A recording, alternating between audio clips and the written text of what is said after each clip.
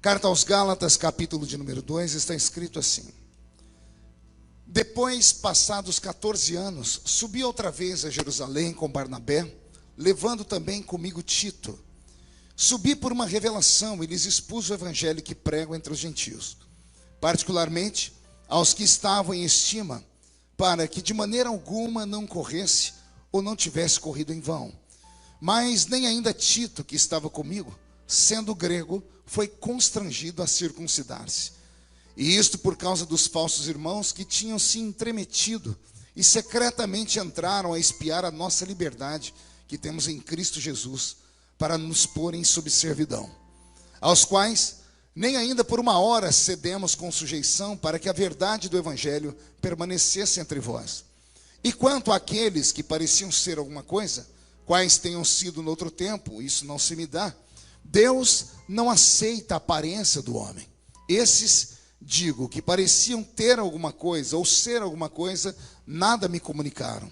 Antes, pelo contrário, quando viram que o evangelho da incircuncisão me estava confiado, como a Pedro o da circuncisão, porque aquele que operou eficazmente em Pedro para o apostolado da circuncisão, esse também operou em mim com eficácia para com os gentios. E conhecendo Tiago, Cefas e João, que eram considerados como as colunas, a graça que se havia dado, deram-nos as destras em comunhão comigo e com Barnabé, para que não fôssemos, ou para que nós fôssemos aos gentios e eles a circuncisão, recomendando-nos somente que nos lembrássemos dos pobres, o que também procurei fazer com diligência. E chegando Pedro a Antioquia, lhe resisti na cara, porque ele era repreensível. Amém. Até aqui. Feche a Bíblia, coloque no banco, na cadeira, incline a sua cabeça mais um minutinho. Senhor, eu te agradeço, eu te exalto, eu te glorifico. Mais uma vez, a sua igreja fala contigo em primeira pessoa. Agora nós não estamos em um monólogo, Senhor, estamos em um diálogo. A sua igreja ergue a voz aos céus e os céus respondem com a presença doce do meigo Espírito Santo. Eu estarei ministrando a sua palavra com ousadia nesta noite. E eu peço que o Senhor prepare os corações para que recebam a sua palavra que será plantada. Senhor, que esta semente caia em um solo fértil e que todos saiam daqui possuídos de temor e tremor pela sua santa presença. Deus, fala conosco, é o que eu te peço agora e sempre, em nome de Jesus. E a igreja diz: os que podem tomar seu assento aplaudindo a Jesus, porque Ele é bom, porque Ele é maravilhoso. Graças a Deus. Vai dar certo? Só um minutinho, é você que tem que arrumar, então a gente tem que esperar. Então vamos esperar, né? Então vai, arruma aí. Não consigo pregar com esse negócio me atrapalhando, não. E você que está me vindo aí pelo Facebook, é assim mesmo que acontece, às vezes dá problema, né?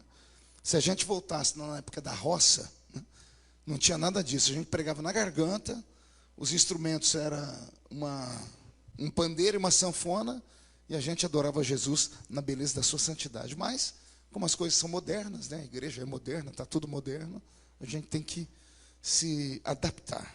Mas já está pronto aqui. Ih, agora ele foi arrebatado. Agora ficou sério, né? Dá um glória a Deus aí para empolgar a gente. Bom, até ele chegar, vamos pregando aqui. O que eu vou pregar nessa noite vai mudar a sua história para sempre. Pelo menos o irmão disse amém, esse acredita. Os outros foram tudo na falsidade, acompanharam. Vou falar de novo. O que eu vou ministrar essa noite vai mudar a sua vida para sempre. O texto que o Senhor me deu essa noite é um texto difícil até de ser lido. Imagine ser compreendido ou interpretado. A história desta noite, eu digo história porque eu costumo dizer que eu não sou um pregador do evangelho comum. Eu sou um contador de história. Eu sei narrar histórias da Bíblia. E todas as vezes que Deus me dá uma história, e aqueles que estão me ouvindo conseguem absorver a história, eles saem do culto um pouquinho melhores do que entraram. Então eu quero que você agora respire fundo para receber a palavra, e quanto mais você puder adorar a Deus, faça, porque isso é um culto racional. Amém?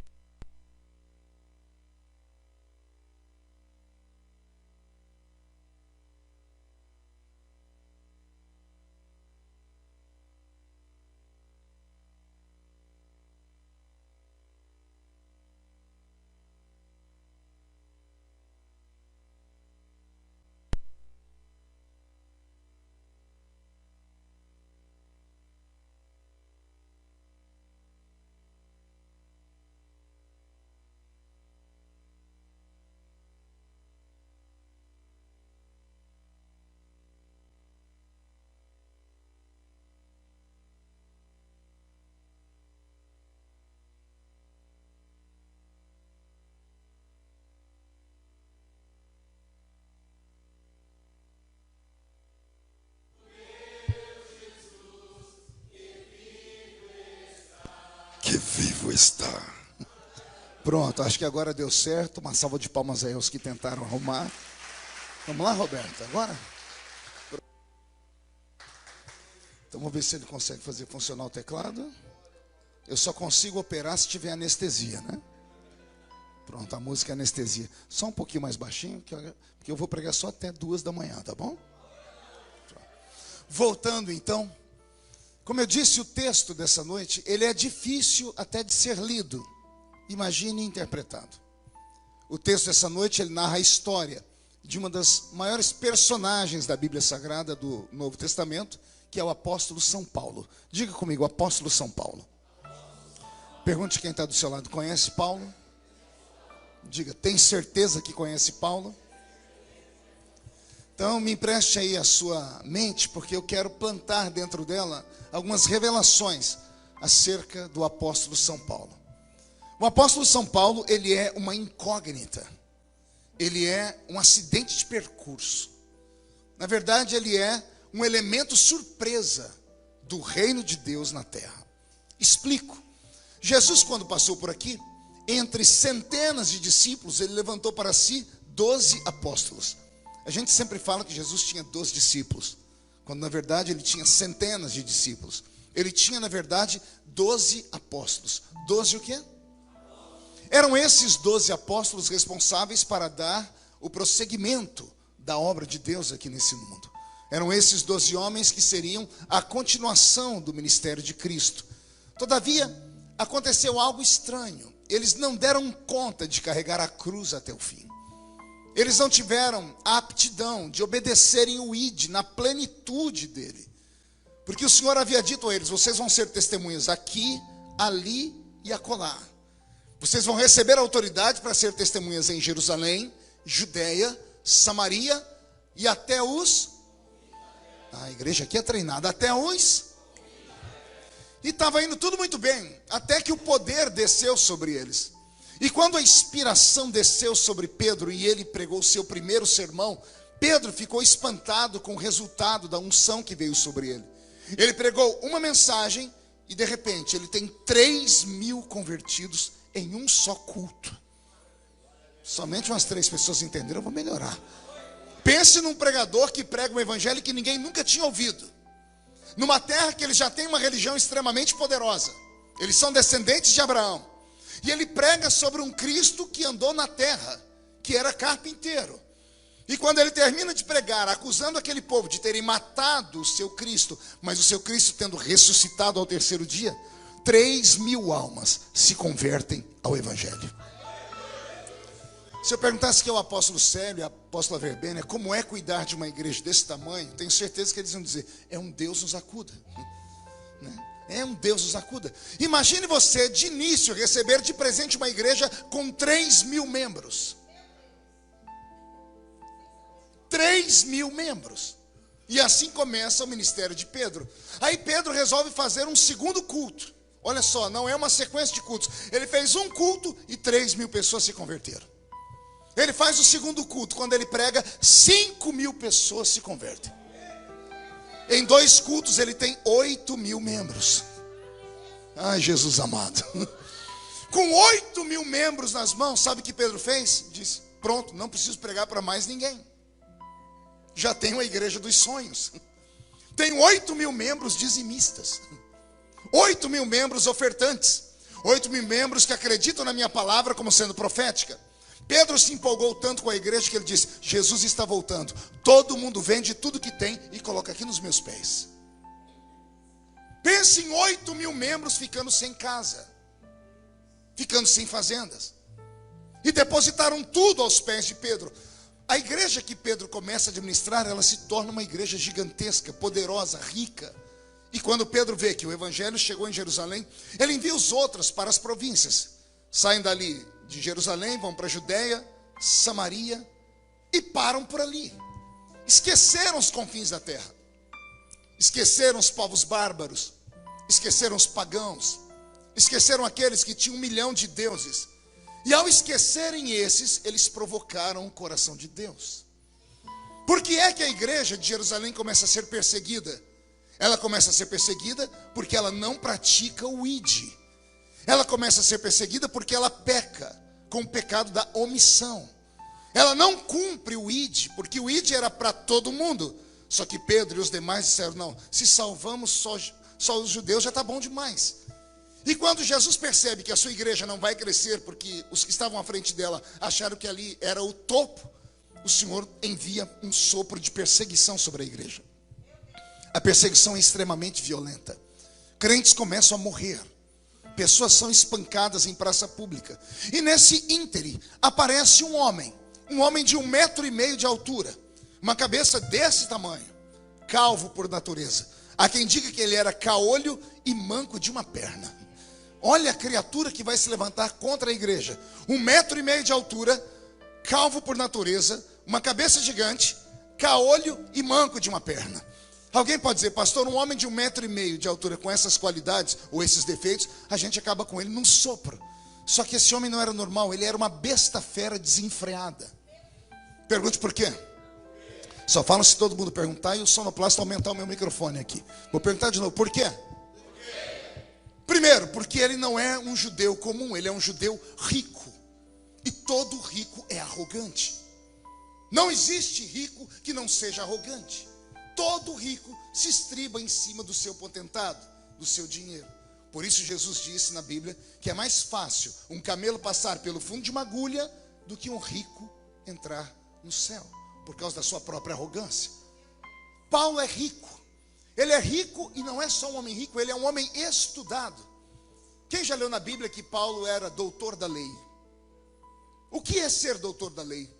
Muitos crentes têm, com certeza, a ideia de que doutor da lei era um sacerdote. Mas Paulo não é sacerdote, não pode ser, porque ele não é da tribo de Levi. Ele é da tribo de Benjamim. Como ele é da tribo de Benjamim, ele não pode ser um sacerdote. Mas a Bíblia afirma que ele era um doutor da lei. A Bíblia está falando aqui em ipsis literis, ela está sendo pragmática. Paulo é doutor em leis, ele é advogado. Ele estudou aos pés do Dr. Gamaliel na Universidade de Jerusalém, a maior mente pensante do mundo antigo, daquele tempo, que era um filósofo, foi daqueles que ministrou ao apóstolo Paulo a maior doutrina que os romanos deram ao mundo, que foi o direito. O direito romano é um dos pilares de sustentação, inclusive, do Ocidente moderno. Então Paulo aprende direito e ele se torna advogado. Pense no homem rico que é advogado. Sendo advogado de família influente, ele consegue algo fenomenal naquele mundo antigo. Ele consegue dupla cidadania. Ele é judeu e é cidadão romano. E isso dava a ele poderes. Ele não é só um homem rico, não é só um homem estudado que tem cidadania dupla. Ele é poliglota. Quando a Bíblia diz, ele falando, eu falo mais língua do que todos vocês, tem crentes que já entram no mistério, né? Diz, meu Deus, Paulo tinha um dom de variedade de línguas. Podia até ter. Mas quando ele diz, eu falo mais língua do que todos vocês, ele está dizendo, eu sou poliglota. Então pense no homem que tinha todos esses atributos. Era para ele ser um homem feliz, sim ou não? Mas não era. Pergunte por quê? Creio que por causa da sua aparência. Creio que por causa da sua religião. Ele diz, ninguém aqui foi mais fariseu do que eu. E ser fariseu hoje, para nós, tem conotação de alfinetagem, de religião mórbida. Mas naquele tempo era ser um religioso extremista. Era ser mais santo do que o próprio Deus. Era ser mais realista do que o próprio rei. É isso que o apóstolo Paulo era. Eu fui o maior fariseu desta terra. E todo fariseu tinha um sonho. Pergunte qual? Todo fariseu queria ser um nazireu.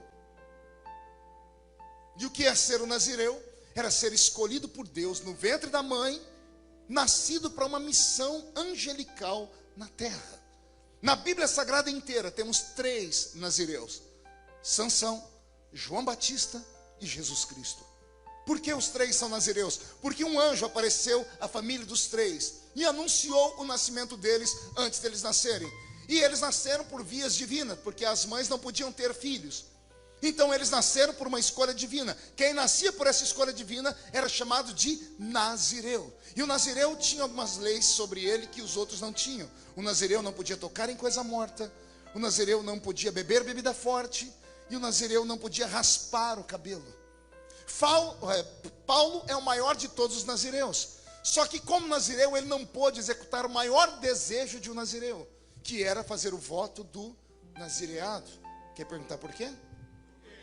Porque ele não tem cabelo.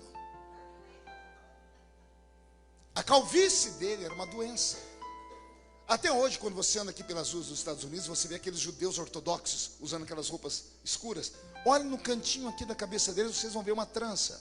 Quem já viu isso? Eles são fariseus. E eles fizeram um voto do nazireado. Porque lá no livro de Levítico está escrito: se você não nasceu nazireu, faça o voto. Ou seja, se um anjo não apareceu à sua mãe e você não foi escolhido para uma missão específica, mas você quer ser escolhido, faça o voto e Deus te tornará um nazireu. Só que Paulo não pode executar essa lei porque ele não tem cabelo. Por ser um homem de 1,5 metro de altura, com defeitos, ele não consegue arrumar uma esposa. Por isso ele termina os seus dias solteiro. Por isso ele conta, batendo no peito, dizendo: bom seria que vocês fossem como eu, que não se casassem. Mas como vocês não são, é melhor casar do que se abrasar. E Paulo, por não ter casado, arrumou um problema para todos nós que somos casados. E quando chegar no céu, eu vou pegar ele pela orelha. Porque ele deixou conselhos, né? E um dos conselhos que ele deixou para nós que somos casados é esse: vós, maridos, entendei vossas mulheres. É fácil falar, ele não teve uma. Como é que você vai entender uma criatura que enxerga diferente da gente? Vocês sabiam disso, que mulher enxerga diferente da gente ou não? Alguém aqui já sofreu? Cadê os homens casados aqui desse lugar? Pois bem, vocês já sofreram para vir para o culto alguma vez ou não? Ela começou a se arrumar 2 horas antes de você. Você foi, se arrumou, está sentado esperando ela mais 2 horas depois. Isso quando tudo dá certo. E quando você começa a escutar: não tem nada para vestir hoje, não tenho roupa para colocar, você desesperado corre até o quarto, dizendo: meu Deus, roubaram toda a roupa dela. Aí você chega no quarto, você não consegue andar. Tem roupa em cima da cama, roupa no chão, roupa em cima da bicicleta ergométrica. O guarda-roupa está tombado, o closet está virado. Mas a criatura não está enxergando nada. E não adianta discutir. Tenta pegar uma roupa, põe essa, tenta fazer isso. Porque você não coloca essa, ela vai falar 1 milhão de coisas para você. Então, Paulo falou para a gente entender uma criatura que não tem como entender ela. Com todo respeito, como é que você entende uma criatura que sangra 5 dias por mês e não morre?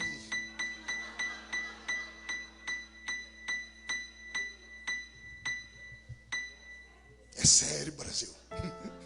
Pois bem, esse Paulo que tem problemas internos, que tem crises existenciais, ele precisa colocar toda aquela frustração que ele tem. Aqui entra a área da apóstola Verbênia. Ele pega toda a frustração dele e ele precisa colocar aquilo para fora. Ele precisa exteriorizar. E não é que ele encontrou o meio. Ele ficou sabendo que o judaísmo, a religião dele, autorizou perseguir um povo que começou com uma nova religião que tinha um apelido chamada O Caminho. Mais tarde o caminho vai se chamar cristianismo.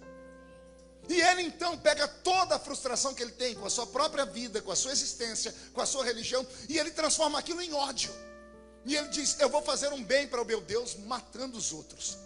E ele começa a perseguir a igreja. Ele tem tanto êxodo que os romanos, inteligentes como eram, não queriam problema com os judeus, sabendo que ele era cidadão romano e era autoridade, era um advogado, não iam ter problema com leis. Eles dão a ele cartas. Ele recebe cartas da sua religião e do mundo romano, que dão a ele autorização para fazer o que quiser com esses crentes que ele está encontrando no meio do caminho. E é esse homem que agora, amparado por leis romanas e judaicas, recebe de presente de Roma 3 soldados. Quantos soldados? 3 soldados pretorianos. E eu quero que você memorize esses números que eu estou dando, porque já a gente vai, eu estou colocando as peças, nós vamos montar o quebra-cabeça. Imagine você um homem de 1,5 metro de altura, com 3 guardas romanos pretorianos. Caminhando pela rua, você olhava e via 3,5 homens. 3 soldados romanos e a metade de um ser humano.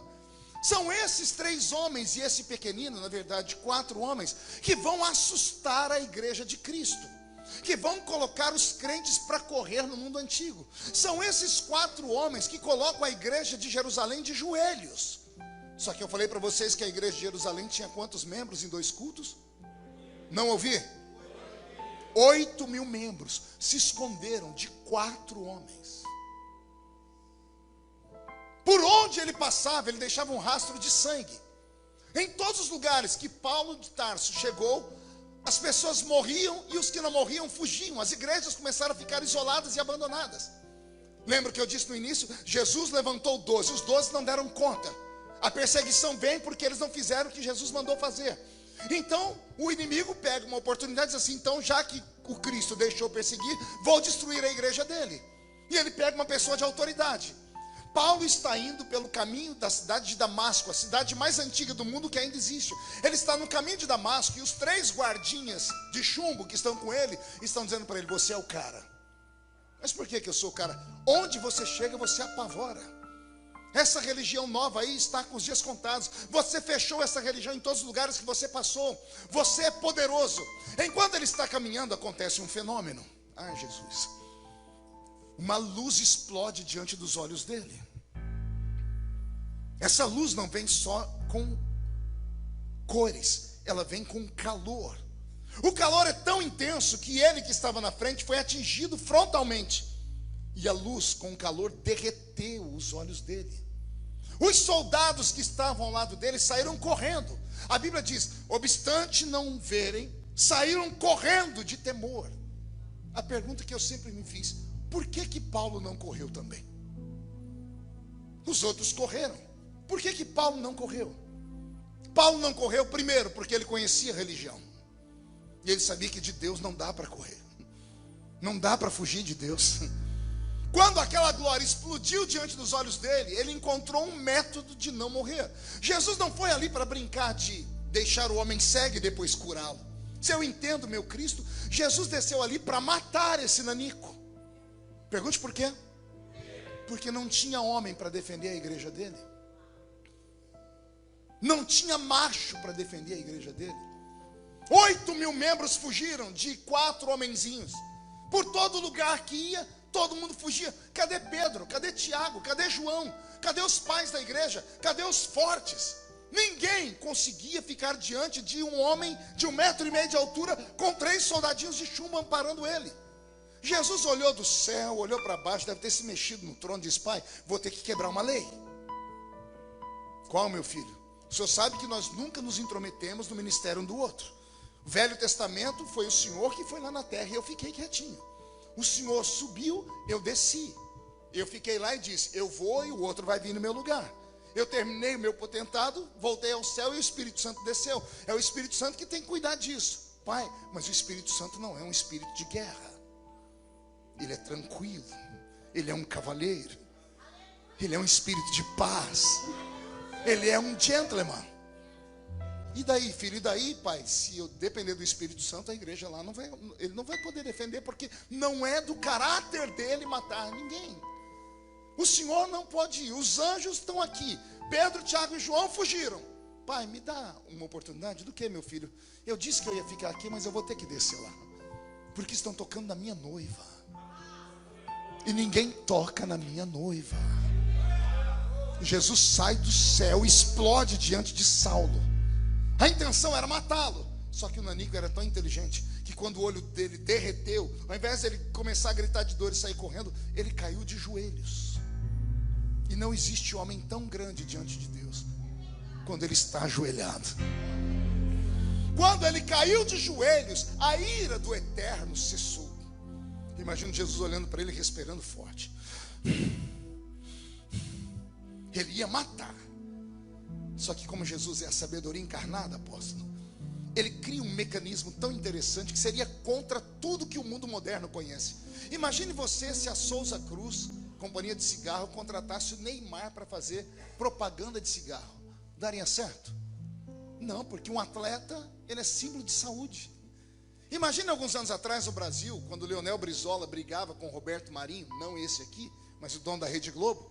Imagine se a Rede Globo chamasse: eu quero chamar aqui o doutor Leonel Brizola para fazer propaganda da Rede Globo, para ser o garoto propaganda. É coisa impossível.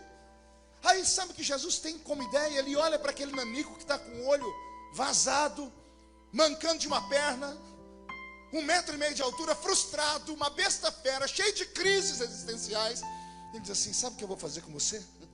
eu vou te transformar no garoto propaganda do evangelho. Você vai de assassino a plantador de igreja. Você vai deixar de matar e vai dar vida. E não pense que eu estou te perdoando pelo que você fez, não. Você matou meus filhos. Duro será para ti recalcitrar contra os meus aguilhões. Era Jesus dizendo assim para ele: se eu te matasse, seria muito pouco por tudo que você fez. Você vai morrer pelo evangelho, mas não é agora. Primeiro você vai sofrer. Você vai naufragar 3 vezes. Vai ser jogado de cima de muralhas. Vão cuspir em você. Vão te abandonar. Você vai passar fome, vai passar sede, vai passar frio, vai perder a família, será deserdado. E aí sim, depois eu vejo se eu te deixo morrer ou não. Ele fica cego, mas vivo. A Bíblia diz que ele sai dali e vai para uma terra encontrar um amigo, um tal Simão o Curtidor. Se você for em Israel, a casa de Simão Curtidor ainda existe, à beira-mar. Foi para esta casa que ele foi. E nesta casa, ao chegar, ele se isolou num quarto e foi jejuar. Estou falando que ele conhece a religião? Ele começou a jejuar, cego, jejum e oração. Enquanto ele está jejuando e orando, acontece um fenômeno. O Eterno no céu resolve ungí-lo. Resolve levantar ele como ministro. Resolve dar a ele uma unção para ser um obreiro da igreja. Pastor, por que fenômeno? Isso acontece até os dias de hoje, você já vai entender. O fenômeno é que quando Deus quer levantar um pastor, geralmente ele vai e fala com o pastor da igreja. Deus toca no pastor, diz: aquele homem, aquela mulher tem vocação. Jesus não foi no pastor da igreja. Ele não foi falar com Pedro, nem com Tiago, nem com João. Jesus foi na casa de um profeta, chamado Ananias. E o Senhor disse: Ananias, levanta-te. Pega óleo de azeite, anota o endereço que eu vou te dar. Rua chamada direita. Lá tem um homem que precisa ser ungido. E eu levanto ele para o meu ministério. Ananias não pertence ao alto clero. Ai, Jesus. Ananias não pertence à convenção da igreja. Ananias não senta no púlpito da igreja. Ananias é só um vaso. Um profeta que Deus usa aqui, usa lá e usa acolá. E geralmente, profeta não é muito bem-vindo. Profeta e sacerdote batem de frente. O sacerdote é o que lidera, o profeta é aquele que Deus manda. O sacerdote é aquele que cuida, o sacerdote escuta o povo, vem Deus, o povo está precisando disso, daquilo. Aí vem o profeta escuta Deus e vem puxar a orelha do povo. É o inverso, entendeu? O sacerdote escuta o povo e fala com Deus. O profeta escuta Deus e fala com o povo. O sacerdote diz: vamos levantar um altar bem bonito. Vem o profeta e diz: destrói esse altar que não presta. Tem que fazer um altar novo. Ao invés de Deus ir falar com o sacerdote da igreja, foi falar com o profeta. O profeta deve ter pensado: por que eu? Mas quem pode manda, quem tem juízo. O profeta, mesmo achando estranho, pegou o chifre de azeite, a carteirinha de membro, a pastinha com os dados da convenção, pastor Berbênia, e ele foi sair. Botou a mão na fechadura da porta, pastor Renato. Quando ele foi abrir para sair, ele resolveu fazer uma pergunta: Senhor, o senhor deu o endereço, o senhor falou que é um homem, mas o senhor não me falou o nome. Qual o nome do homem que eu tenho que ungir mesmo? E Jesus grita com ele: Saulo de Tarso. O coração de Ananias quase sai pela boca. E eu imagino Ananias olhando para fora, ver se ninguém escutou aquela heresia. Fecha a porta, põe um chifre de azeite, a bolsa. Senhor, pois não, Ananias, é ele mesmo? É ele. Mas esse não é aquele? É aquele. Mas ele não mata? Mata. Ele não destruiu? Destruiu. Mas ele não presta. Jesus se ajeitando no trono de novo, eu e as minhas criaturas. Eu crio a igreja e o homem acha que pode mandar nela. Não pegou? Vou falando de novo. Eu crio a igreja, eu morro na cruz do Calvário por ela, eu sou o dono, mas o homem quer mandar nela. Eu escolhi e o homem está dizendo que não presta. Eu vou ter que ensinar ele uma coisa. Ananias, pois não, senhor, esse Saulo não presta para você, porque você enxerga só um palmo na frente do seu nariz. Mas para mim, ele é um vaso escolhido.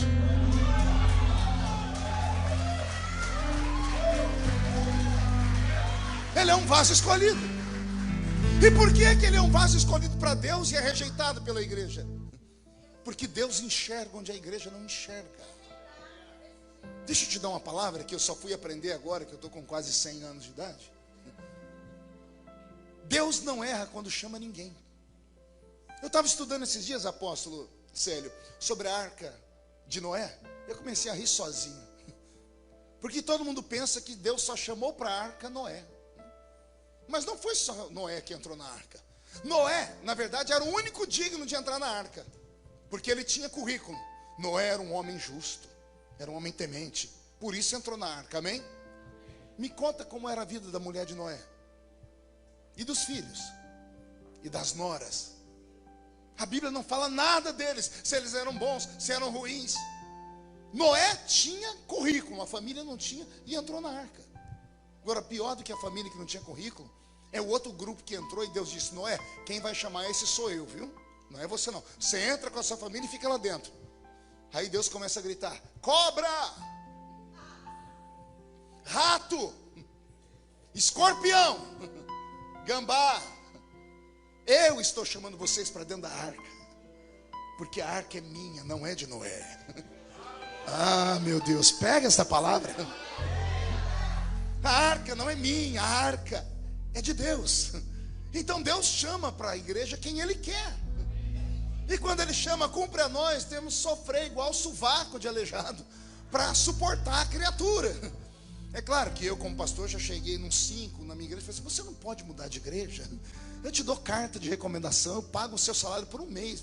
Vai embora daqui. Jesus nunca faria isso, né? Porque eu sou homem, às vezes eu não tenho paciência. Mas o certo era a gente receber todos os que entraram aqui e termos paciência. Porque se Deus os chamou para cá, é porque Deus viu alguma coisa neles que nós não vimos ainda. E eu vou repetir: Deus viu algo em você que ninguém ainda viu.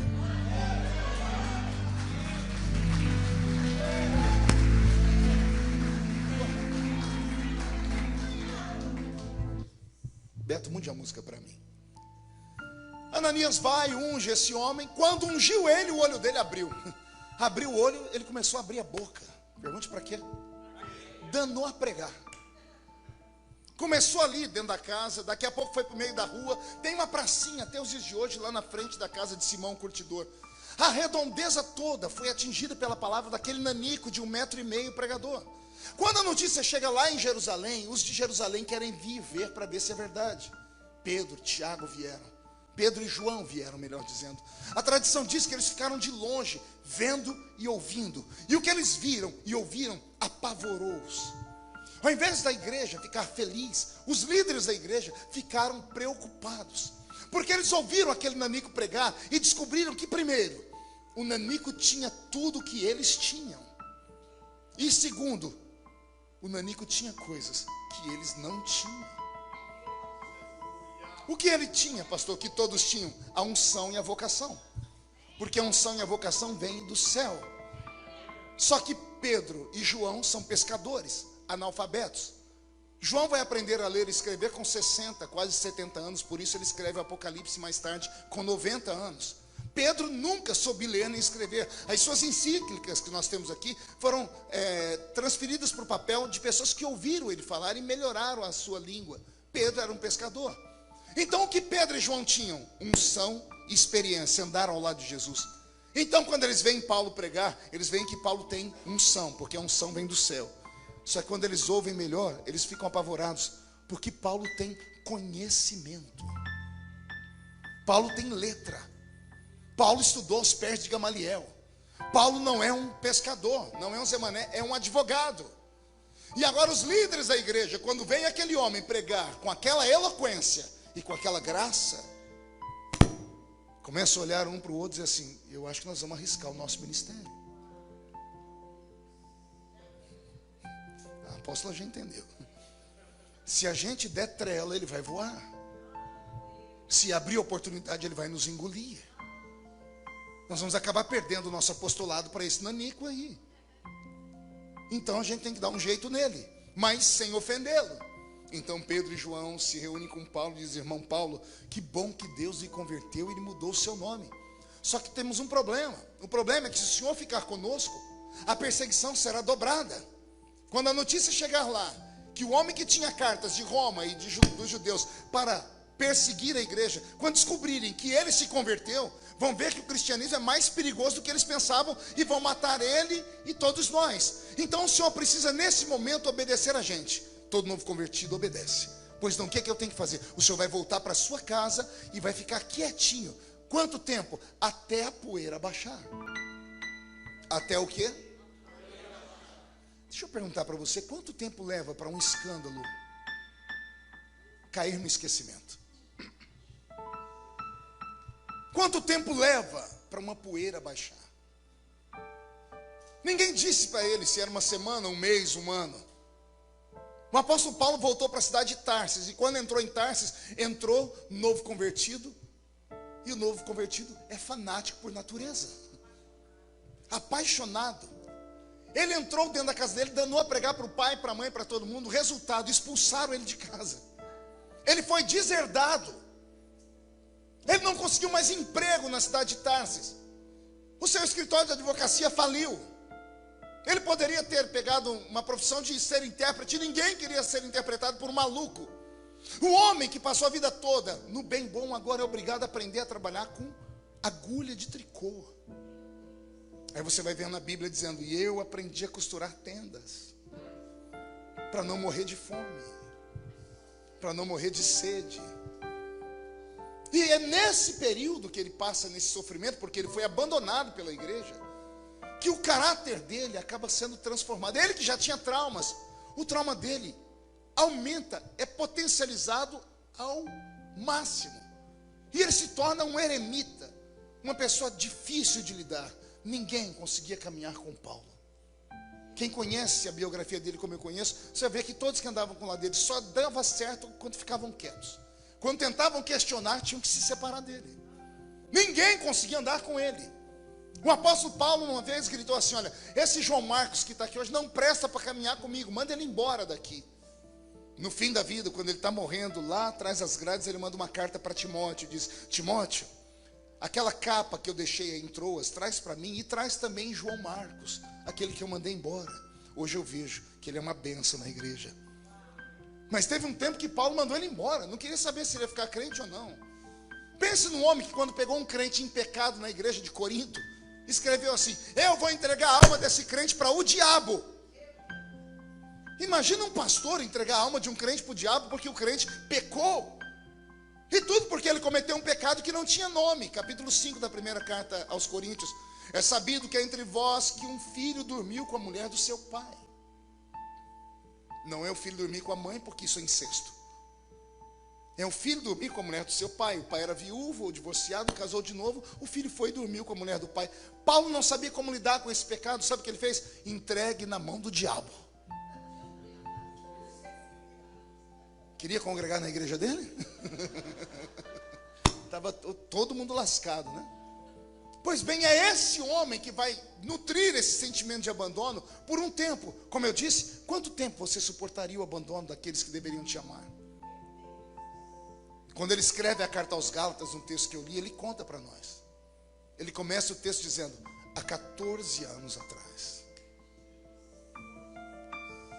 Paulo foi abandonado por 14 anos. 14 anos sem ver nenhum crente. 14 anos sem ter alguém para discipulá-lo, para amá-lo, para instruí-lo. Por 14 anos ele passou necessidades. Por 14 anos ele foi aprendendo do jeito que dava. Por que é que você acha que toda vez que ele está pregando, ele faz questão de dizer quem ensinou ele? O que eu recebi do Senhor, eu também vos entreguei. Entende por que ele escreve isso? Ele está dizendo: eu não recebi de Pedro porque ele não teve paciência de me evangelizar. Não recebi de João porque ele me mandou embora da igreja. O que eu recebi do Senhor, eu também vos ensino. Paulo entra numa faculdade diferente da de todos. Ele entra numa faculdade transcendental. Ele começa a ser tomado em sentidos. O Espírito Santo se torna amigo dele. Na ausência de homens, o Espírito Santo se torna amigo do homem. Vou falar de novo porque isso aqui tem uma revelação aqui. Quanto mais amigo de Deus é, menos amigo dos homens você se torna. Quanto menos amigo dos homens, mais amigo de Deus você se torna. Todos os grandes líderes, todos os grandes pastores, todos os grandes profetas eram seres que viviam isolados, eram incompreendidos, porque eles viam o que ninguém via, eles ouviam o que ninguém ouvia, eles sentiam o que ninguém sentia. Então eram chamados de esquizofrênicos, malucos, doidos, idiotas, ignorantes, fanáticos, santarrões. E parece que nos últimos anos ninguém mais quer ser chamado assim. Os crentes querem conforto, os crentes querem ser populares, os crentes querem ser amados por todo mundo, quer ser amado pelos velhos da igreja, pelos jovens da igreja, quer ser amado pelo mundo, quer ser amado por todo mundo, e não dá. Ou você faz uma escolha, ou deixa essa escolha de lado. Quanto mais perto de Deus você está, mais longe dos homens você fica. Quanto mais perto dos homens você está, mais longe de Deus você fica. É você quem escolhe. Tem o ônus e tem o bônus. O bônus é a graça, o ônus é a solidão. Ficar perto dos homens tem o bônus, você terá 1 milhão de amigos, mas tem um ônus, você nunca verá além de um palmo na frente do seu nariz. Quer ser usado por Deus, você tem que renunciar.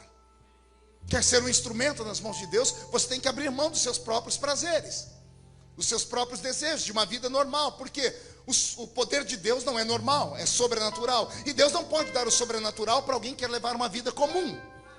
Deus não pode encher você do Espírito Santo se você se enche de um monte de porcaria e de tranqueiras. Agora, se você se abstém das coisas do mundo, o Senhor te enche dele. É um pacto. Os dons desapareceram da igreja simplesmente por isso. Eu ainda, quando criança, vi na igreja dons. Eu estava vendo aqui a pastora Aline cantar. Não sei se é pastora, se foi consagrada, Aline. Eu me lembro dela ir na minha igreja quando eu era garoto. Ela era de colo. A equipe Obras de Amor ia cantar na minha cidade. Quando eles chegavam, a igreja parava, porque eles não só cantavam, haviam dons dentro deles. Profetas, tinha quem tinha visões, tinha quem interpretava línguas. Quando eles chegavam, a igreja ficava apavorada. A gente queria ver o sobrenatural e víamos. Eles foram, pregaram para nós, cantaram para nós, e o nosso grupo buscou os dons, porque eles disseram que Jesus dava para quem buscava. Como é que você acha que eu cheguei onde cheguei? Porque eu tinha referências. As minhas referências eram espirituais. As nossas referências hoje são esses coachings. A referência nossa hoje são aqueles que falam mais bonito, aqueles que cantam mais bonito. A gente não procura mais aquilo que é sobre-humano. Nós queremos a voz afinada e o instrumento melhor tocado. E nem sempre isso é graça, isso é talento. Não adianta ter o dom e não ter o doador. Não adianta ter o dom e não ter o doador. E agora, quer sentir uma dor violenta? Carisma sem caráter não presta. Porque o carisma é o dom. Mas se você tem o dom e não tem caráter para ter o dom, não presta, vai virar uma maldição na sua vida. Muitos que recebem o dom não sabem lidar com ele. Aí terminam de que jeito? Humilhados e jogados na beira da esquina. É um cantor que o ano retrasado cantou muito, enchia estádios, agora está aí dizendo para todo mundo que está acima da média. É um pregador dizendo, não, ninguém prega como eu canto. Ninguém pode fazer isso. Porque o carisma não pode suplantar o seu caráter. É melhor você ter caráter do que ter carisma. É melhor você ser uma pessoa séria, respeitada, do que você ter um dom e jogar esse dom pelo ralo, deixar a sua vida inteira desaparecer. O apóstolo São Paulo recebeu esta graça. Como ninguém queria cuidar dele, o Espírito Santo cuidou. Olha a revelação para você, querido. Isso aqui é uma palavra para homens e mulheres que vieram aqui nesta noite. A igreja não lhes deu oportunidade, e a religião lhe oprimiu, e te deram 1 milhão de pesos sobre os seus ombros, disseram, ou você faz isso, ou você não recebe isso, e você acabou não fazendo nenhuma coisa e nem outra. Terminou seus dias aqui, ou me vendo aí pelo Facebook, sentado em casa. Hoje é domingo, devia ter estado na igreja, e não foi, porque não aguenta mais ouvir ninguém. Um homem de paletó e gravata pregando não te inspira mais, porque você olhou para homens. E eu estou aqui para te dizer que quando alguém ama a Deus, não importa se homens te dão atenção ou não, se os homens não te visitam, o Espírito Santo te visita. Se os homens não te dão uma chance, o Espírito Santo te dá essa chance.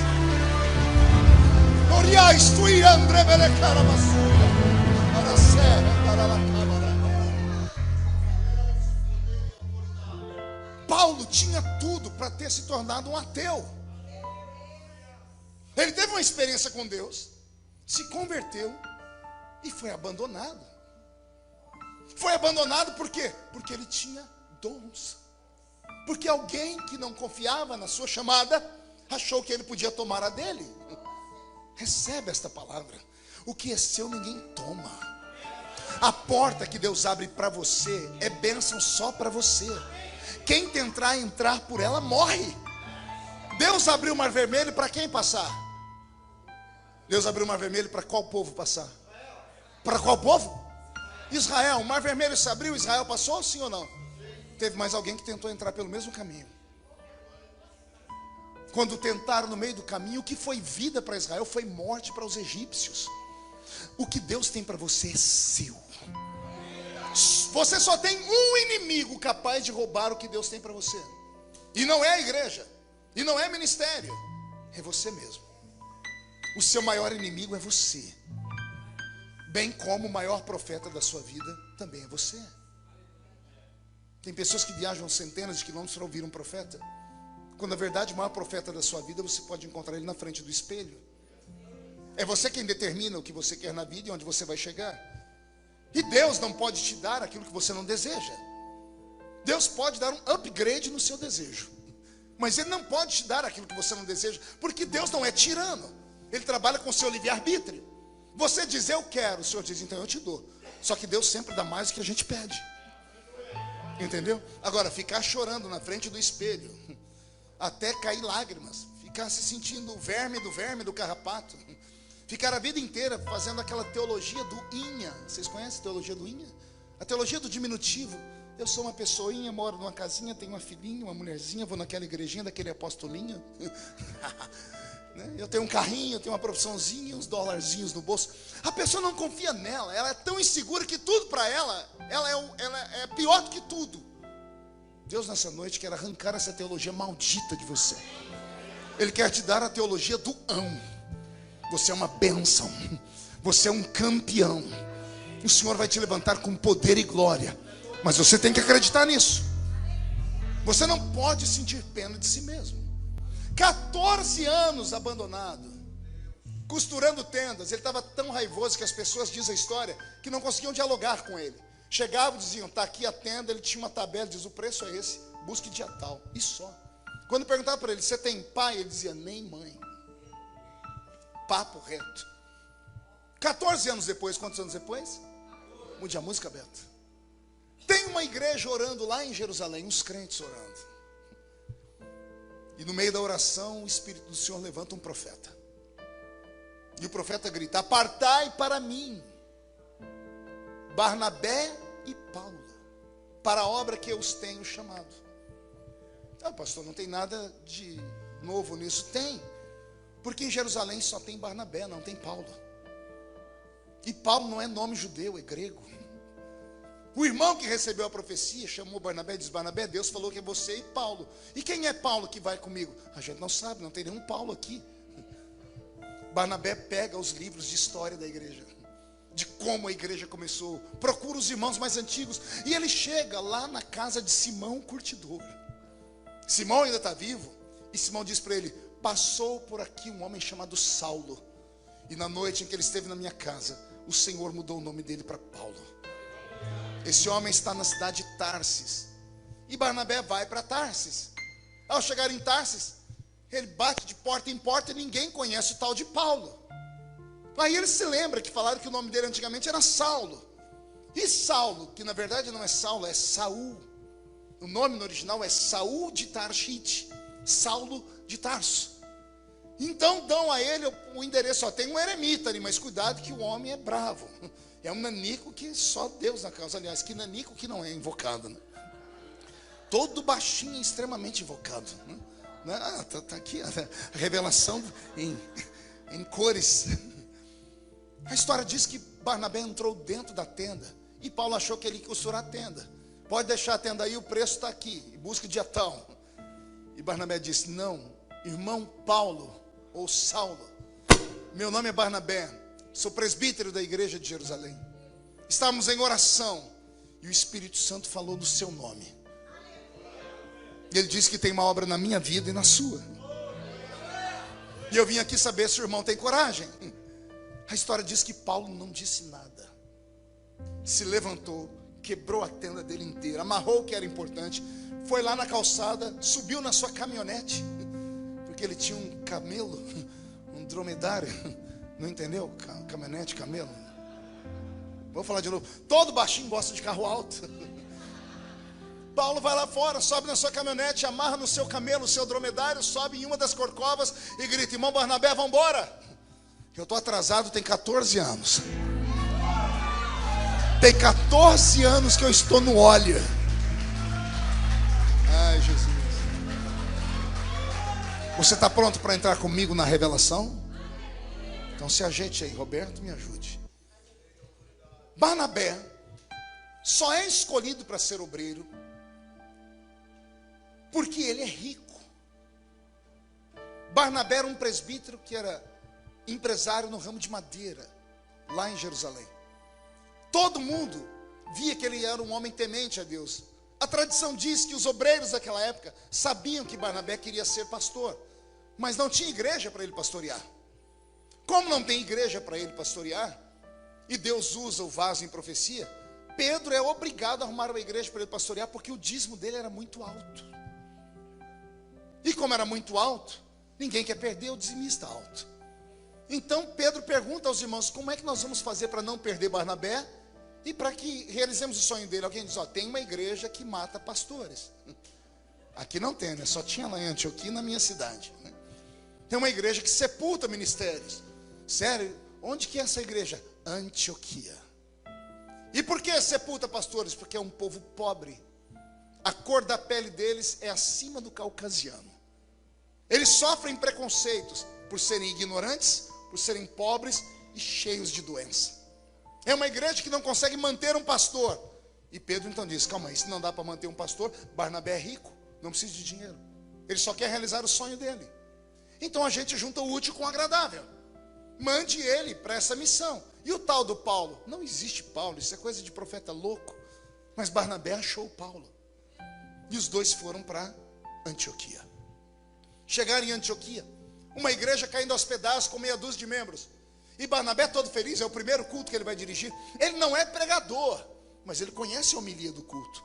Ele sabe como começa: 3 hinos, oração, leitura, oferta, oração de novo, uma palavrinha rápida, terminou o culto, amém. Está feliz, era o sonho dele. Então ele faz tudo isso, só que ele tem uma agravante: ele tem o Paulo. E ele diz assim: bom, irmãos, estamos aqui, a igreja de Jerusalém me mandou, nós temos o culto, vamos assim, vamos cantar. Na hora da pregação, bom, eu vou deixar o irmão Paulo pregar, né? Ele está deixando Paulo pregar porque ele não sabe pregar. E ele deixou Paulo, e Paulo foi pregar. E quando Paulo vai pregar, pense no negócio. Se você tem paciência de me escutar, imagina ouvir Paulo pregar. 14 anos esperando uma oportunidade. Estava daquele jeito, cuspindo fogo pela venta. Pregou a Bíblia inteira em 5 minutos. Começou em Gênesis, Êxodo, Levítico, Número, Deuteronômio, Josué, Juízes, Ruth, Samuel, Reis, Crônicas, Neemias, Esther, Só, Salmos, Provérbios, Eclesiastes, Cântaros, Isaías, Jeremias, Lamentações, Ezequiel, Daniel, Joel, Amós, Obadias, Miqueias, Naum, Sofonias. Pregou a Bíblia inteira e o povo ficou louco. Barnabé disse: eita, que eu arrumei um pregador bom. Deu certo, eu abro o culto, faço oferta e ele prega. Irmão Paulo, o senhor vai ser o pregador oficial agora. Ô glória.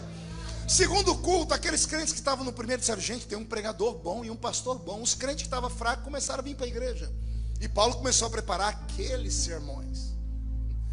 Os primeiros cultos foram uma espécie de laboratório. E aqueles crentes foram os cobaias de Paulo. Eu imagino que aqueles crentes ficaram loucos, porque Paulo era maluco. E Paulo começa a pregar, e a glória de Deus começa a descer. Em um culto, Paulo começa a orar em línguas. Barnabé abre os olhos, mas se lembra: em Jerusalém tem isso também. Pedro falava em línguas, então isso aqui está normal. Ele fazendo o relatório do culto. No outro culto, a igreja começa a encher, Paulo pregando, e ele resolve orar para o batismo com o Espírito Santo. Ó. E Barnabé com o olho aberto. Daqui a pouco os crentes em Antioquia começam a falar em línguas. E o Espírito Santo desce sobre eles. Barnabé vai com o relatório.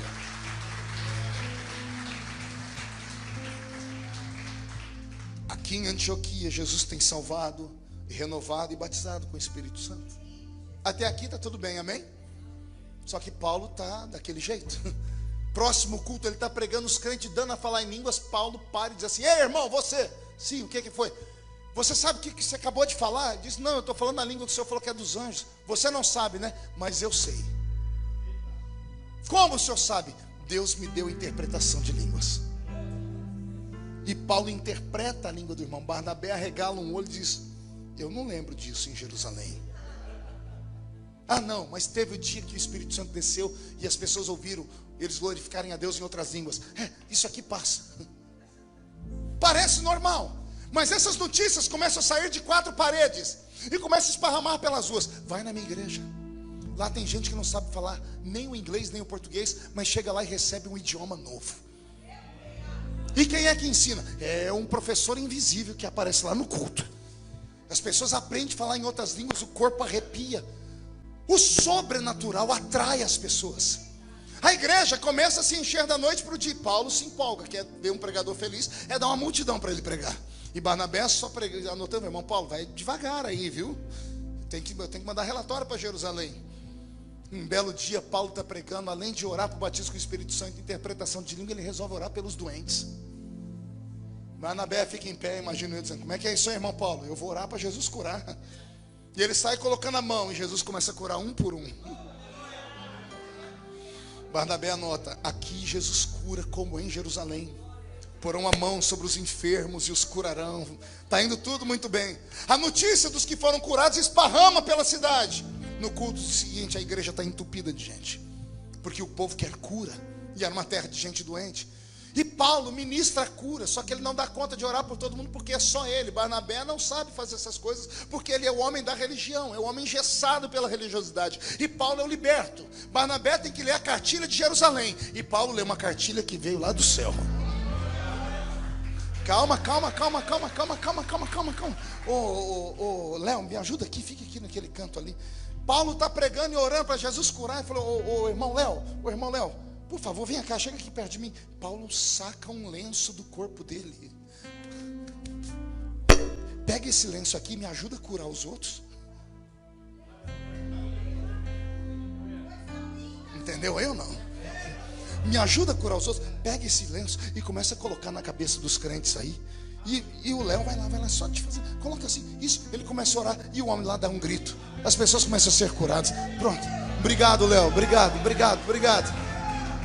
Se empolgou. Tá bom, Léo, tá bom. Senta ali, Léo, senta ali. É desse jeito.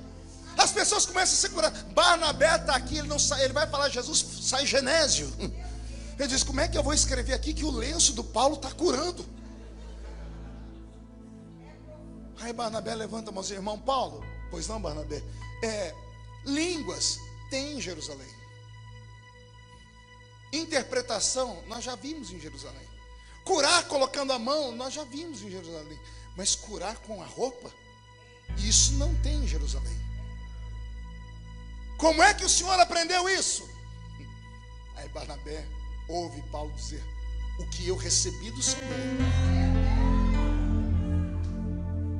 Mas isso não tem em Jerusalém. Não tem em Jerusalém, mas tem em Antioquia. E não existe dom de curar enfermos. Existe dons de curar enfermos. Você já leu a galeria dos dons em 1 Coríntios 11:12? Todos os dons aparecem no singular, mas o dom de curar aparece no plural. Dons de curar. Por que Paulo escreveu dons de curar? Porque um recebe a cura com a imposição das mãos, outro com a roupa, outro com um copo de água, outro recebe a cura por uma oração por telefone, outro recebe através de um ato profético. As igrejas tradicionais não aceitam isso. Lá na minha terra foi um Deus nos acuda para orar pelos outros. Porque os crentes mais antigos dizem: isso aí é mandinga, isso aí é obra de feitiçaria, vai estar levando flor ungida, mato ungido, tudo ungido. Mas e o que foi feito na Bíblia? Deus não trabalha com formas. Deus trabalha com formas. Pegou isso? Eu comi pudim, eu disse um dia desse numa pregação minha, eu comi pudim no mundo inteiro, em mais de 80 países. Parece que o povo vê pastor, lembra de pudim de sobremesa. Todo pudim que eu comi na minha vida, ele era sempre igual. redondo com um buraco no meio. Mudava o sabor, mudava o tamanho. Mas pudim é pudim. Por que o pudim é redondo com um buraco no meio? Por causa da forma dele. E nós, às vezes, pensamos que a religião é uma forma. E a religião não é uma forma. O culto não é uma forma. Cada dia é um dia. Deus tem uma revelação para cada dia. Um Deus usa gritando, outro Deus usa no vento da caverna de Elias. Um prega com uma eloquência louca, outro pega contando piada. Um canta desse jeito, outro canta daquele outro. E aí está a beleza. Mas o crente que é neófito na fé, não tem entendimento disso, ele diz, não, isso aí não é de Deus não. Tem crente que acha que pode julgar o mover do Espírito Santo na igreja. Tem crentes que são juízes de causas espirituais. Uma vez eu estava numa convenção e eu vi lá os pastores debaterem sobre o cair no Espírito. E eu só aqui embaixo olhando. E aí levantou os teólogos dizendo, se cair no Espírito depende, se cair para trás é do diabo. E citaram um monte de texto da Bíblia, porque Deus não derruba ninguém de costas para não humilhar. Mas se cair para frente é de Deus, porque todo homem que caiu para frente ele estava adorando. E eu deixei eles se debaterem. Aí quando estava terminando, eu falei, posso dar uma palavra? Pode, Marco. Eu fui lá no microfone e disse, eu prego em muitos lugares, já vi gente cair sentado. E eu já vi gente cair de lado. E aí, é de Deus ou é do diabo? Não conseguiram responder, eu saí rindo. Eu disse, quem somos nós para tentarmos falar o que Deus pode, o que Deus não pode? Quem é o homem para dizer, eu sei tudo sobre o que Deus já fez ou fará? Não existe um homem, nem uma mulher aqui dentro que já desceu as profundezas do rio ao ponto de tocar o fundo. Quem sabe nessa noite? Pastor, por que o senhor está pregando isso aqui? Porque você vai andar por muitas igrejas aqui em Orlando que são igual Jerusalém. Mas aqui não é Jerusalém. Aqui é Antioquia. O que não tem lá, Deus dá aqui. E quando Deus der aqui, não fique com essa cara de tacho, com esse olho seco, parecendo olho de sapo que morreu no dia de enchente. Não fique com essa cara feia, parecendo que foi batizado num pote de vinagre. Não fique com essa boca travada, essa boca de aço, essa língua de ferro, esse queixo de concreto. Quando você ver Deus operar, adore, diga, manda mais, Jesus, manda mais. Uma igreja poderosa. Uma igreja poderosa é uma igreja que impacta a sociedade. Não é uma igreja que tem 1 milhão de templos, não é uma igreja que tem a maior arrecadação do mundo, não. Deus não precisa em Orlando de 1 milhão de igrejas. Ele precisa de uma, mas que esta uma impacte todas as vidas que entrarem dentro dela. Deus quer que este ambiente seja tão sagrado e consagrado que todos que atravessarem aquela porta já entrem tomando choque pelo corpo. Já dizendo, por que eu estou todo arrepiado? O que é que tem aqui? Que eletricidade é essa? E um outro crente estudado para dizer, o Espírito Santo está aqui. Mas lá na minha não tem, mas aqui tem. Por que aqui tem? Porque nós recebemos do Senhor. E o que eu recebi do Senhor, eu dou para vocês hoje. Depois que começam as curas, a igreja entope de gente.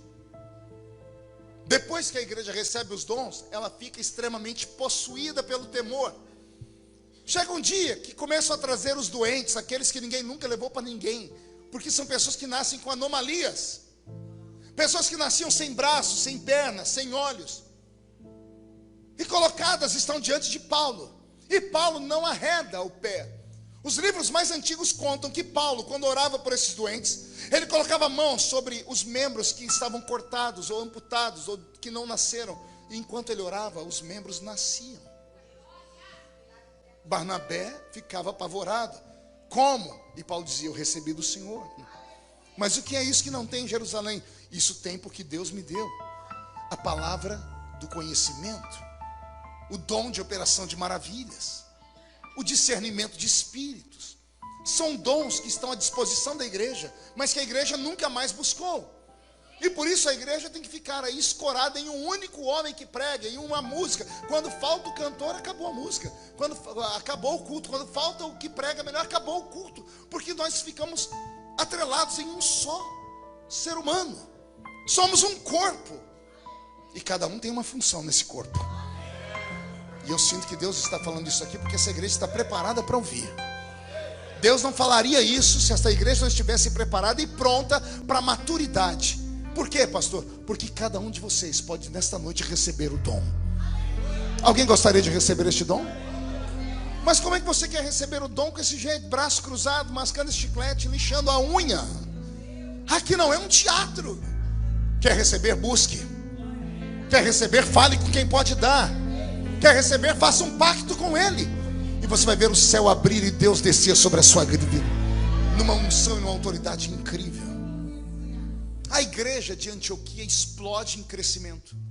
Ao explodir em crescimento, Paulo e Barnabé começam a viajar pelas cidadezinhas pequenas. Os dois acabam brigando e se separam. Paulo vai parar na Grécia. E quando ele chega na Grécia, ele entra numa cidade chamada Corinto. E ao começar a ministrar para os coríntios, Paulo descobre uma nova nuance do poder de Deus. Agora essa igreja, eu sou o pastor, não é Barnabé. Então essa eu posso moldar a imagem daquilo que Deus me deu. E a igreja de Corinto se transforma na igreja mais poderosa da história. Por isso, para esta igreja, Paulo ensina sobre os dons do Espírito Santo. Pense numa igreja poderosa, onde todos os crentes eram profetas, onde todos os crentes interpretavam línguas, onde todos os crentes brincavam para ver quem era o mais espiritual de todos, porque eles buscavam esta graça, esta unção. Depois que Paulo prega esse evangelho e ele esparrama as igrejas, um belo dia há uma convenção. Convenção é uma bênção. E a convenção de Jerusalém esparramou a notícia, recebe crentes de todas as igrejas. E começa a ir para lá os crentes lá da igreja de Paulo. Aí começa a dar problema. Porque os crentes de Paulo, quando entram dentro da convenção na igreja de Jerusalém, eles são percebidos pela aparência. Os crentes de Pedro eram sacros na roupa. Os crentes de Paulo eram todos bárbaros. Eram uns homens com brinco. Eram homens com roupas esquisitas, mulheres que não usavam burca. Mulheres que cortavam cabelo, deixavam o cabelo penteado para cima, as gregas faziam isso. Quando entram dentro do culto, pensa no choque. Os crentes de Pedro dizem assim: eita, que Jesus vai salvar muita gente aqui hoje, ó. Abriram o hospício, foram lá na Cracolândia e trouxeram todo mundo para a nossa igreja hoje. Pedro começa a pregar. Enquanto Pedro prega, os crentes de Pedro dão glória a Deus com muita facilidade, porque estão acostumados a comer aquela comida rasa, porque Pedro é um pregador simples. Os crentes de Paulo não, porque os crentes de Paulo recebiam cultura alta. Não é que eles fossem insensíveis, é que eles estavam acostumados a receber uma teologia revelada. E os crentes de Pedro recebiam uma teologia simplesinha. Os crentes de Paulo não davam glória a Deus. Eu imagino os crentes de Pedro dizendo assim: eles não sentem porque eles não são salvos. Não sei, porque com essa roupa aí o Espírito Santo não vai entrar neles nunca. Com cabelo, não, é por isso. Só que daqui a pouco o mesmo Espírito opera. E os crentes de Paulo começam a entrar no mistério. E quando o povo vê aqueles homens de brinco pular e falar em línguas, quando vê aquelas mulheres com aquelas roupas esquisitas falar em línguas, os crentes de Pedro fazem um sinal da cruz. Não, isso é demônio. Dá um tumulto, porque no final do culto eles vão perguntar: de que igreja vocês são? Eu sou da igreja da Galácia. E você? Eu sou da igreja de Tessalônica. E você? Eu sou da igreja de Antioquia. E quem é o pastor de vocês? O nosso pastor é o apóstolo Paulo. Apóstolo o quê? Paulo. Não tem nenhum apóstolo Paulo consagrado por esse ministério aqui não. Chegam lá em Pedro e dizem: bom, Pedro, tem uns crentes aí de uma igreja de um tal apóstolo Paulo. Pedro: apóstolo o quê? Eles estão dizendo que estão vindo dessas cidades. Tem uma cidade que nós tínhamos uma igreja lá, que era lá na Antioquia. E quem era o pastor lá? Barnabé. Chama Barnabé para mim. Barnabé vai passar pelo crivo do ministério. Coitado de Barnabé. Está ele sentado e o povo dizendo: que história é essa? Que história é essa que nasce braço, que nasce perna? Quem é esse tal de Paulo? Estão dizendo que ele começou com você lá. E eu imagino Barnabé gaguejando: é aquele que o Espírito Santo falou, ué. Que Espírito que falou, rapaz? Eu não consagrei ninguém. Nós não escolhemos ninguém. Você puxou a capivara dele. Capivara no Brasil é uma ficha corrida, né? Você sabe quem é o pai dele, de onde ele vem? Como é que se consagra alguém? Mas não fui eu que consagrei, não. Quem consagrou ele? Chama ele aqui. Ai, Jesus. Pode imaginar a cena? Pedro e Paulo.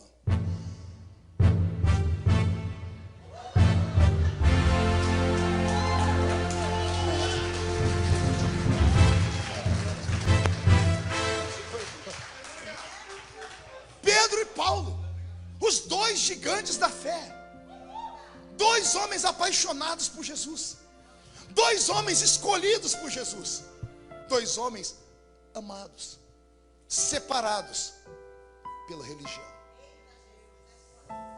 Paulo conta que quando chegou perto de Pedro, Pedro fez a seguinte pergunta para ele: quem te consagrou apóstolo? Ninguém perguntou para Paulo: como é que o cego vê?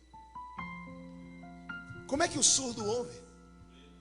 Como é que o paralítico anda? Não, quem te consagrou apóstolo? É mais importante isso do que as curas. É mais importante saber de onde veio do que os sinais. Ah, Jesus, como isso é ruim. Talvez nenhum pregador teria coragem de pregar essas coisas, mas eu tenho. Porque meu ministério nasceu esquisito. Você sabia que eu preguei nos maiores eventos do mundo sendo diácono? Assembleiano. Mas como, pastor? Diácono não prega em congresso. Ninguém sabia que eu era diácono. Quem me levou me apresentou como pastor. Então o senhor mentiu? Não, eu omiti. Ninguém perguntou para mim. Está aqui o pastor Marcos. Eu recebo em nome de Jesus.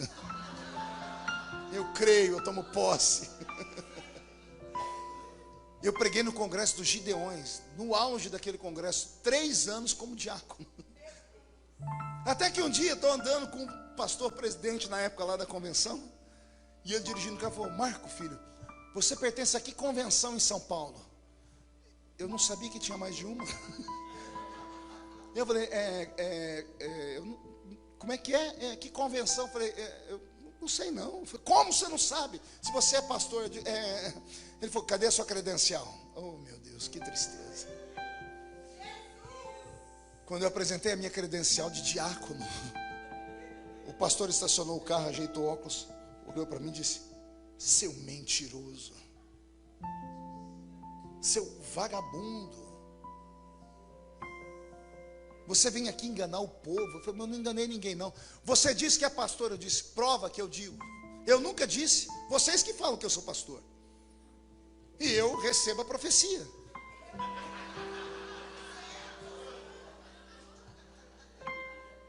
Esse pastor ligou para o pastor José Wellington Bezerra da Costa, presidente da Assembleia de Deus do Brasil. Só tem 160 mil templos sob a administração dele. Pastor José Wellington, o senhor conhece Marco Feliciano? Eu falei: não sei quem é não. Mas ele é do campo de Ribeirão Preto. Espera que eu vou ligar para o pastor de Ribeirão Preto. Oh, meu Deus. O pastor José Wellington ligou para o pastor Santana, Antônio Silva Santana. Pastor Santana, o senhor conhece Marco Feliciano? Conheço, é um diácono aqui da igreja. Ele é o que, Santana? Diácono. Mas ele está pregando pelo mundo inteiro. Ele botou na cabeça que é pregador, não tem quem tira. Mas ele está falando para todo mundo aí que é pastor. Eu disse: pois é, mas eu nunca consagrei ele a pastor não. As agendas que eu tinha fecharam da noite para o dia. Da noite para o dia eu comecei a passar necessidade, porque eu deixei tudo que eu tinha para viver da fé.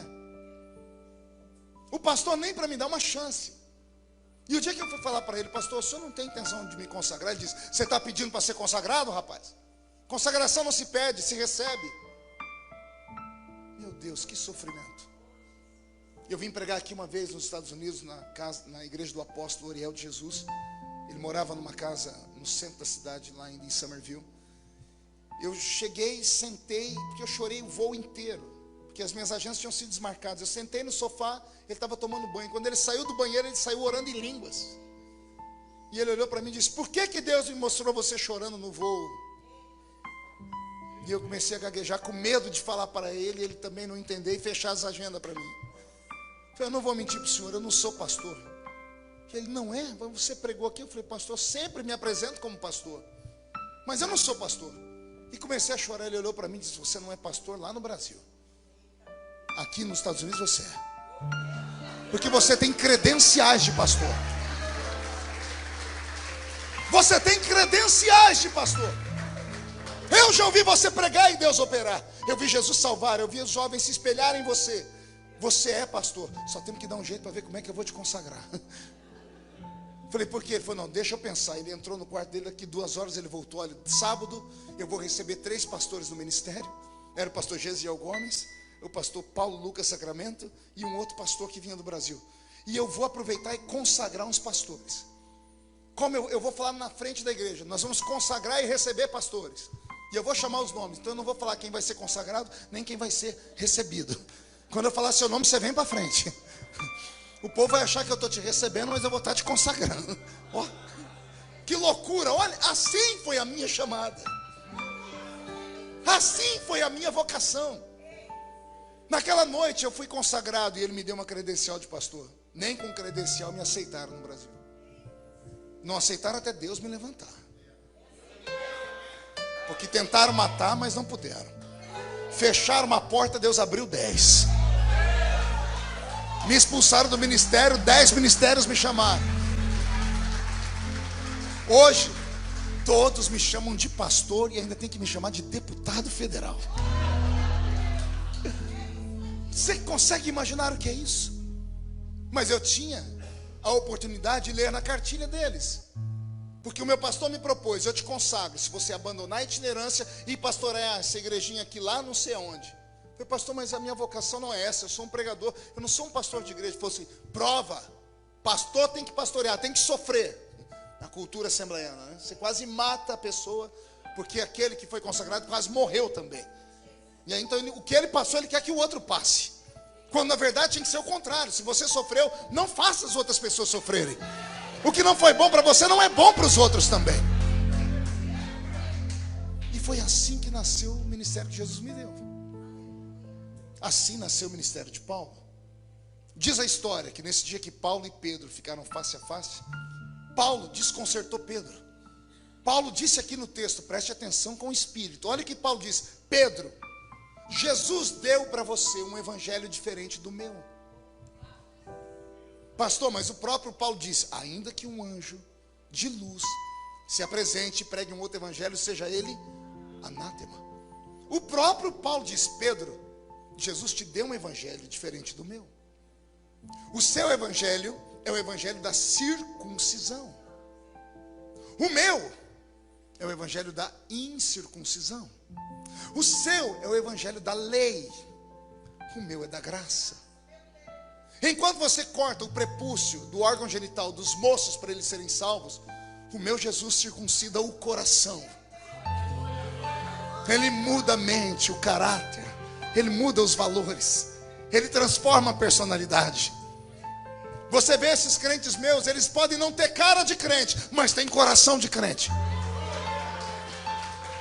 Plantam igrejas, são dizimistas. Se você colocar qualquer um desse aí para pregar aqui, você vai ver o que acontece em Jerusalém. Coloque aquela mulher com aquela roupa estranha para pregar aqui, para você ver o que acontece com as suas. Paulo diz aqui a carta aos Gálatas, há 14 anos atrás eu encarei Pedro na cara. Lembra que eu li aqui o último versículo? Paulo diz, e eu resisti a Pedro, a Cefas, na cara. Paulo encarou Pedro, eles quase saíram no tapa, por causa da igreja. Por quê? Um tinha uma visão, o outro tinha outro. Só que os dois são apaixonados por Jesus. Jesus precisava de um e precisava do outro. Eles nunca caminharam juntos. Terminaram a vida, um lá, outro cá, mas os dois deixaram um legado. Jesus respeitou a chamada dos dois. Jesus aceitou como ambos viam a sua presença. E isso fez do cristianismo ser o que é hoje. Pois bem, Jesus me trouxe hoje aqui só para te dizer, até quando você vai sofrer dentro de uma religião morta? Dentro de um ministério que só roubou de você a graça, que te transformou num ser ruim. O crente religioso, ele é ruim. Ele é incapaz de estender a mão para quem está caído, mas ele é o primeiro a decretar a falência, a exclusão do outro que ele vê cair.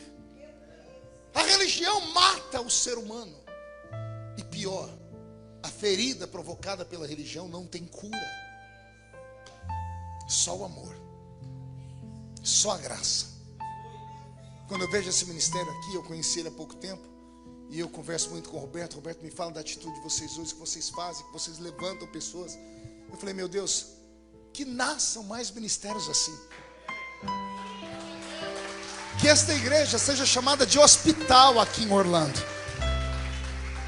Que entre aqui os doentes, os feridos, e que Jesus comece a fazer milagres. Porque eu estou pregando aqui para Paulos, para homens e mulheres que eram ruins por dentro, traumas, crises, abandonados pela religião, mas não se afastaram de Cristo. Você pode não ter dado um glória a Deus até agora, porque você está aí fazendo birra, né? Está birrento com Jesus, tá igual uma criança birrenta. Fizeram isso comigo, fizeram aquilo comigo, mas você ainda está aqui. É melhor estar aqui do que não estar aqui. Aí o Jesus me traz de fora e diz assim, hoje eu vou abrir o olho deles. Hoje eu abro a mente deles. Hoje eu planto dentro deles a verdadeira graça, a verdadeira chamada. A verdadeira chamada não vem da horizontal, vem da vertical. O que o homem dá, o homem toma. Por que é que nunca conseguiram me parar? Porque não foram os homens que me deram.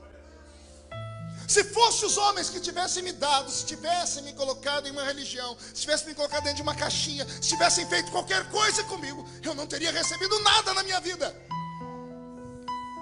Se descolhe, deixa Deus abrir o seu coração, a sua mente. O cristianismo é muito mais profundo do que tudo isso. Servir Jesus é mais profundo que estar apenas em uma igreja, apenas em uma religião, estar apenas filiado a um ministério. Servir Jesus é muito mais profundo do que isso. Está na hora de você voltar a ser feliz.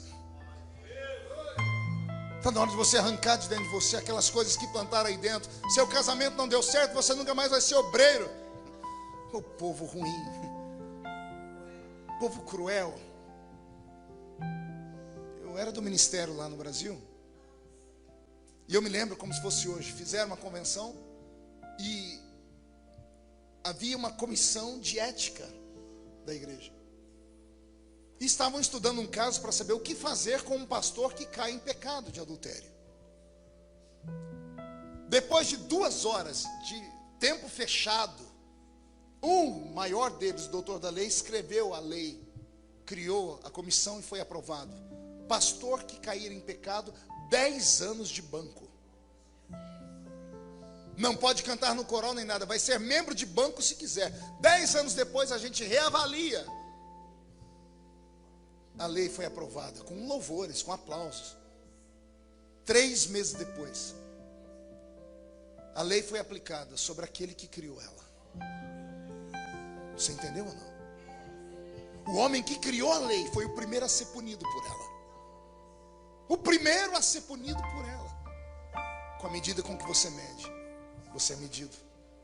Se você planta misericórdia, você colhe misericórdia. Se você planta perseguição, você será perseguido. Se planta amor, colherá amor. Se planta ódio, colherá ódio. A lei está estabelecida. Pela história de Paulo, eu estou provando para você que é possível a sua chamada acontecer. Não no seu tempo, mas no tempo dele. Mas você tem que ter coragem. Tem que ter as costas largas. Tem que suportar, porque se te baterem, você tem que aprender a levantar. Pergunta para mim, como é que o senhor aguenta, pastor? Eu não sei bater, mas pensa no homem que aguenta apanhar. Eu sou mestre em apanhar. Pode me, já tomei pancada de tudo quanto é lado. Colocaram um apelido em mim no Brasil, eu sou o Highlander. Lembra do Highlander? Não? Era um super-herói que não morria. Podia fazer o que fosse nele, que ele terminava o filme, ele estava vivo de novo. Os meus amigos perguntam, como é que a gente faz para ser como você? Eu disse, eu plantei a vida toda misericórdia. Quem planta misericórdia, colhe misericórdia. Eu sempre honrei os meus pastores, enquanto eles faziam o que Deus mandava. Quando tocavam em mim, eu não brigava com eles, mas eu me retirava e ia orar. Nunca levantei a mão nem a voz para um pastor meu, nunca. Mesmo sabendo que eles estavam fazendo alguma coisa que não era devido. Eu ia chorar, subia a montanha, gritava. A árvore que me acompanhava na oração, coitada, eu arrancava a casca dela, tanto tapa que eu dava nela. Mas eu não tocava nos ungidos do Senhor. E eu orava, Senhor, me abre o caminho, Você não vem pedindo para Deus te abrir o caminho? Você acha que você veio mesmo hoje aqui porque alguém te convidou? Você acha que você veio atraído pela propaganda que foi feita? Nada disso, foi o Espírito Santo que te trouxe. Ele te trouxe para dizer para você: você vai morrer se continuar do jeito que está. Vai passar o tempo, vai passar a oportunidade, vai embora a sua saúde, e você vai terminar os dias vazio. Não deixe a religião te matar. Homem não conhece tudo sobre Deus. Cada um Deus trata de um jeito.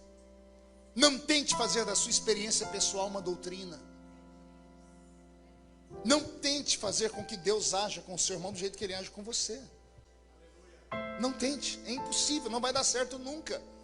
O que é seu, e o que é do outro, do outro. A um Deus pede isso, ao outro Deus pede outra coisa.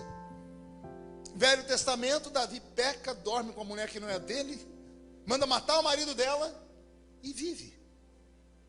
Mas na lei o adúltero morre, mas Davi vive. No Novo Testamento, tem um casal que vendeu a casa por um valor e diz que vendeu por outra. Eu nem a minha venderia. Eles ainda deram alguma coisa na igreja. E os dois morreram porque contaram uma mentira. Só que eles morrem na graça. A graça é o perdão, não é? A lei é a condenação. Mas na lei, o que devia ser condenado viveu. E na graça, o que devia ser perdoado morreu. Então não existe uma fórmula. Cada um é cada um. Deus tem um mistério com cada um. O dia que você entender isso, você vai parar de olhar a vida dos outros. Deus tem um mistério com cada um. Eu termino como comecei. Deus não erra quando chama. Deus não errou quando te chamou. O seu problema é que você tenta se comparar com os outros. Aí não dá. Que Deus te levante. Que Deus te dê o melhor ano que você já sonhou inteiro aqui nessa terra. Que a sua vida cresça. Que você dê muitos frutos. Que você possa voltar a sentir o gozo de servir ao Senhor. E se isso acontecer, a sua família toda será atingida por essa graça. Que Paulo seja nesta noite a nossa inspiração de superação. Não há desculpa para você não sonhar mais. Não há desculpas para você não querer mais ser pregador. Ninguém pode tirar de você o seu dom, porque foi Deus quem deu. Agora você tem que acreditar.